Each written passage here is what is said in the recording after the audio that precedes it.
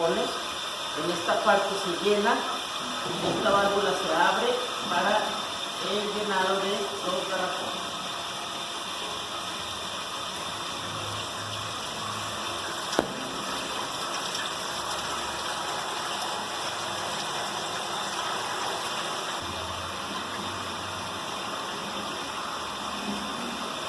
Aplicamos el jabón con el cloro, un chorrito en la charola y cerramos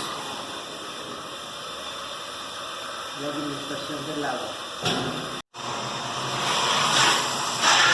Lavado interior del garrafón, lavado exterior con una fibra. Apagamos la máquina, pasamos al lado de la